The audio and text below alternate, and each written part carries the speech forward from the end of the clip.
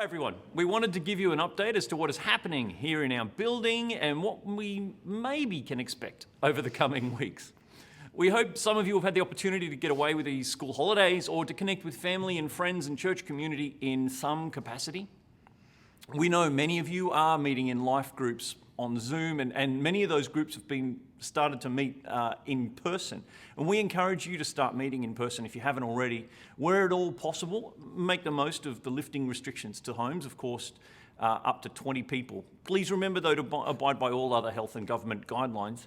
Use hand sanitizer, stay socially distant, and don't share resources. I know it's extremely hard not to shake hands when you go to a group meeting, but you kind of can't. So for those of you who are concerned or need to stay more isolated for a variety of work, family, personal health reasons, we encourage you to consider still Zooming into meetings. So try and do it so that some people are meeting on Zoom and some people can meet together in a room. And alternatively, get together with at least one or two others to pray together and to encourage each other. Some groups were studying Elijah. Some are looking to start studying Romans in line with a new sermon series starting this week.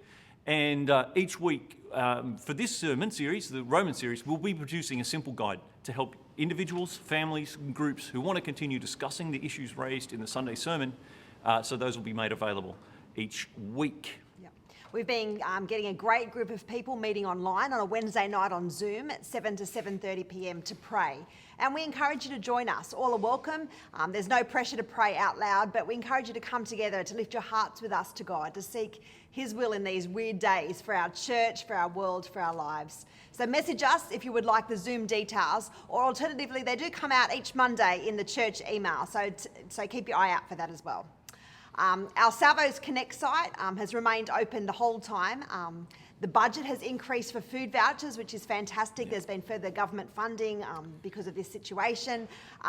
We've also been sourcing some great fresh and other food products. Some of it's behind us here from places like Food Bank and Oz Harvest and Dignity. So it's been a great resource to share with our community. We've had some sneeze guards, you might be able to see back here, installed on our reception desk. We've had to reduce the number of people waiting inside the building, but we have reopened our foyer area on a Monday, Wednesday and Friday between 10 a.m. and 1 p.m. in this reduced capacity. And so that's meant that we've been able to have better conversations and interactions with our community, and we're pretty excited about that. In other good news, our Cafe and Conference Centre is reopening next Wednesday, 15th of July, with a very intentional COVID-safe plan in place. While we have very few bookings in our conference centre, our researchers told us also it's going to take a little while for that kind of business activity to build back up. We are glad, though, to welcome a few groups back, including U3A, who've agreed to uphold a very strict COVID safety plan, and we'll be monitoring them in that, so we're able to hire the space out to them. The cafe will be opening, as I said, but it'll be opening with reduced hours, a limited menu, seeking to make it financially viable in this difficult time. So why don't you come in on Wednesday, have some coffee, breakfast or lunch. We'll be open from 8 a.m. till 1 p.m. and we would love to see you. Yes. So our church and centre have taken a big hit financially in these months, and it's a bit concerning, but we do know that God will provide, and we ask that you join with us in praying that our conferencing will pick up, that people will visit our cafe, and that we'll be able to become, viably sustainable in the near future, because God is sending people to us who are in great need. Many of these people are coming for the first time ever due to job losses, isolation, significant mental health challenges, and we believe that God needs us to be the church in His world more than ever. So let's pray that doors will open and continue to open for us to find the best way to steward and support this amazing building and the ministry that happens here in the centre of Wollongong. As advised recently, it does seem like it's going to be a while before we're able to meet in person on a Sunday. The compliance measures that we're required to meet and the health restrictions, which are good and important, do not really make it feasible for us to meet, at least as a full church community. The 4 metre square rule means that we can't all fit in our hall. And in fact, even if we could meet as a church, it wouldn't even look like church as we known it. For example, we're not able to sing.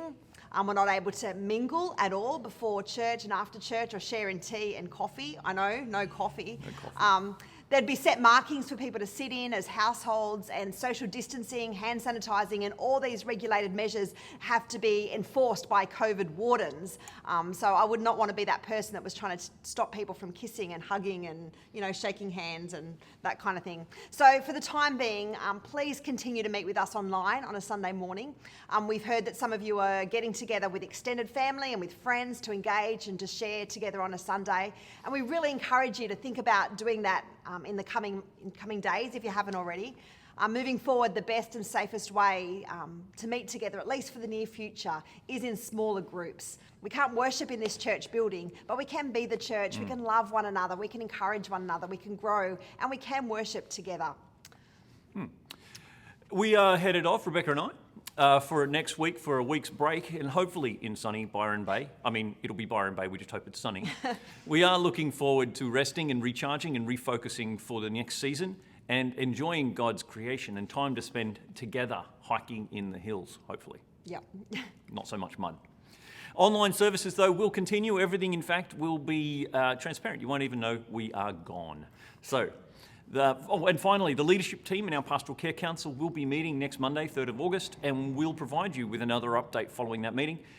Please continue to pray that God's will would be done on earth as it is in heaven. Bless you all heaps. See you soon.